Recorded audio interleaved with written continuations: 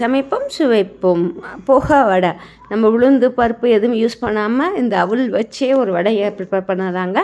அவுல் வந்து ஒரு 100 கிராம் எடுத்துக்கோங்க. அதில் தண்ணி ஃபில் பண்ணி அதை ஃபுல்லாக அவுல்லாம் டிப் ஆகிறதுக்கு நல்லா மிக்ஸ் பண்ணி விட்டுடுங்க. ஒரு 3 மினிட்ஸ் வந்து ஊறினா போதும். ஊறினோடனே இது மாதிரி தண்ணியெல்லாம் ஃபில்டர் பண்ணி தனியாக எடுத்து வச்சுக்கலாம். அவுலை வெங்காயம் ஒரு வெங்காயம் எடுத்துக்கோங்க. பச்சை மிளகா சாப் பண்ணது, அண்ட் தென் ஜிஞ்சரும் அது இஞ்சி, கறி லீவ்ஸ், கருவேப்பிலை இதெல்லாம் நல்லா பொடிசாக நறுக்கி எடுத்துக்கோங்க.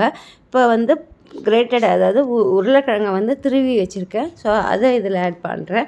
இது எல்லாத்தையும் போட்டுட்டு இப்போ அந்த அவுல் வந்து ஊற வச்சுருந்தேன் இல்லையா, தண்ணி ஃபில்டர் பண்ண அவுலை வந்து இதில் மிக்ஸ் பண்ணுறோம்.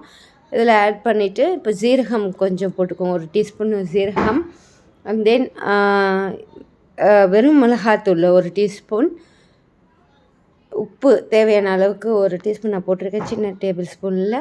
அண்ட் தென் கரம் மசாலா இது எல்லாத்தையும் போட்டுட்டு நல்லா மிக்ஸ் பண்ணுங்கள். உருளைக்கிழங்குலேருந்து இந்த அவுல்லேருந்து எல்லாமே தண்ணியே தேவைப்படாது. இதெல்லாம் வெங்காயம் இது எல்லாமே நல்லா மிக்ஸ் ஆகி நல்லா பிசைஞ்சோடனே அழகாக உருண்டை பண்ணலாம்.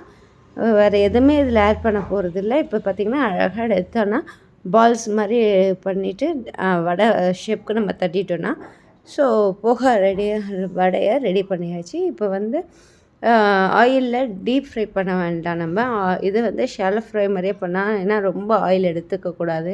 ஸோ அதனால் லைட்டான ஆயிலில் கொஞ்சமாக டிப் பண்ணியிருந்தால் போதும். திருப்பி இந்த பக்கம் போட்டுட்டு லைட்டாக அப்படியே ஃப்ரை பண்ணிங்கன்னா சூப்பரான சுவையான போகா வடை ரெடி ஆகிடுது. லைக் பண்ணுங்கள், ஷேர் பண்ணுங்கள், சப்ஸ்கிரைப் பண்ணுங்கள். சுவை சமைப்போம் சுவைப்போம். போகா வடை வித் ஈவினிங் என்ஜாய்.